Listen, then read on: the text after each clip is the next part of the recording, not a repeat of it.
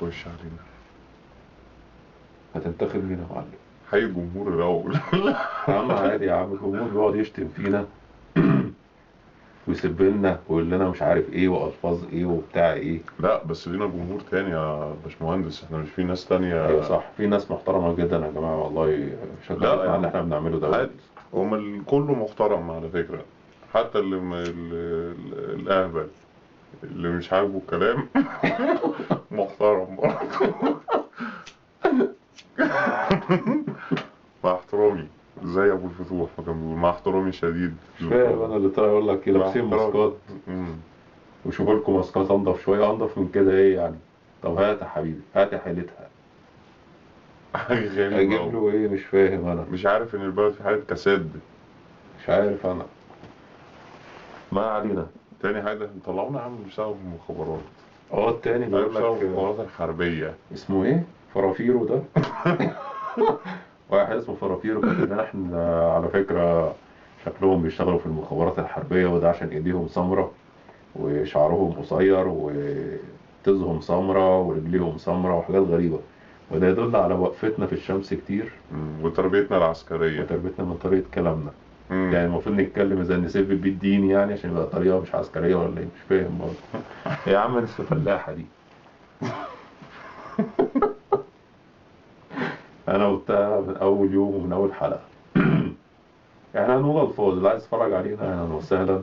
اللي مش عايز يتفرج يروح يتفرج على فيلم 6، يتفرج على توم وجيري، يخلع عندنا ابونا بقى شويه عشان نعرف نتكلم.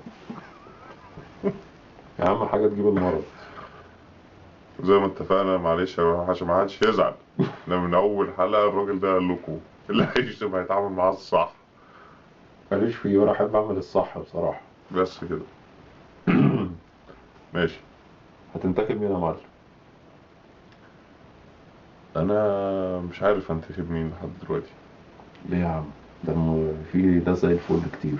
فين الناس عندك اللي زي الفل؟ 13 مرشح ما شاء الله يعني.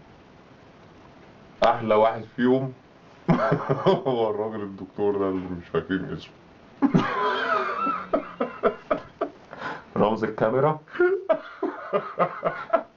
هو رمز رمز الكاميرا. الكاميرا الكاميرا. هو رمز الكاميرا. هو رمز الكاميرا. اسمه ايه بقى؟ انت فاهم ده على حزب ايه؟ ده تبع حزب مين؟ إيه؟ تبع حزب ايه ده اسمه؟ أنا مش عارف. مش فاهم، مش عارفه. انا اول مره، انا ما خدتش بالي ان في 13 اصلا. في ناس كتير قوي وناس غريبه وناس مجهوله. لا هي قامت بمجهود الناس الصراحة، لأن الورقة اللي بتطلع حجم الورقة الإي 4 يعني اللي ويكفوا 13 صورة. لازم ناس تتصور. لازم ناس تتصور تطلع مع الناس دي يعني زينة في الورقة. يعني بدل ما يحط على الورقة مثلا قلوب ودباديب، يعني عيب يعني ده بتاعت رأس. فراح حاطط لك ايه شوية مرشحين زيادة على الماشي. انا مش عارفهم والله. مش انا عايزين عارف. نعرفهم اصلا. في واحد تصريح شعره بالتسريحة دي، يا ريت ما نعرفوش عشان ده بيومي قوي. يعني بيومي. بيومي قوي. بيومي. كمان الراجل بتاع ابا، انت بتوع البنزيمه. كان اسمه ايه ده؟ قريب احمد رمزي.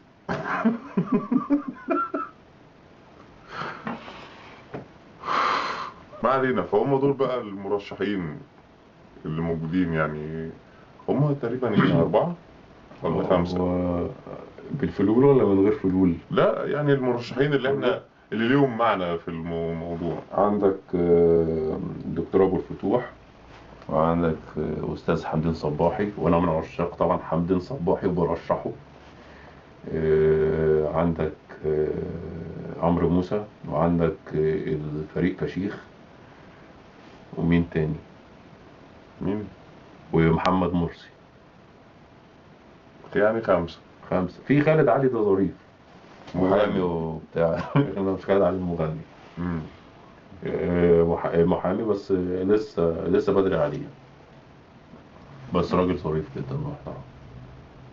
طيب ربنا يسهل له حاله ووفقه. انا اللي شايف ان اصلح واحد بصراحة حمدين. شفيق يا راجل، وشفيق راجل يا عم في بقى شفيق. يروح ياكل بونبوني. اللي ايه يا عم، ده هيركب ده. يقول لك انا مش فلوس، انا ما كنتش في النظام القديم. ايوه بالظبط، شفيق ركب ده وانا مستعار. بارد قوي. في ناس بارده بصراحه. ايه ده؟ انا مش فاهم انا الصراحه، طبعا. انسان ما عندوش اي نوع من انواع الدم وكذاب، كذاب يعني. وبوشين وبينسى، عنده زهايمر وبيتهته. شفت انت السؤال بتاع المناظرة لما ابو الفتوح قال لعمرو موسى ان انت يعني كان بيحذرنا من ان احنا ننتخب اي حد من رموز النظام القديم، لان حتى لو كان الشخص ده ما شاركش في نوع من انواع الفساد فهو سكت ووافق عليه طبعا. وفضل موجود بمنصبه وكده وفضل عرس. تشتغل، يعني معرس من الاخر. انتخب واحد معرس يا جدعان. في ناس للاسف كتير بسمعها بتشوف بتقول شفيق شفيق شفيق يا راجل. يا عمي بقول لك عشان مفيش مشكلة، كل واحد حر طبعا في رأيه، عشان اللي عايش راجل شفيق جنتي. عايش شفيق، مفيش أي مشاكل. الراجل جنتيه جنتيه عند أمه، ملناش دعوة. يبقى جنتيه براحته بعيد عننا. لا بس الراجل بيقول لك بيتكلم انجليزي في اي برنامج، كلمه من هنا وكلمه من هنا وجي سوي وبتاع. محمد إبراهيم بيتكلم إنجليزي. إيه المشكلة؟ يبقى محمد إبراهيم يبقى رئيس، في حلقة هنتكلم فيها مخصصة عن واحد اسمه محمد محمد إبراهيم. إبراهيم. مين محمد إبراهيم؟ ما تعرفوش. ومش هتعرفه. بس هتسمعوا حكايته. هذا شخصية عجيبة ومريبة وغريبة. محمد إبراهيم خليكم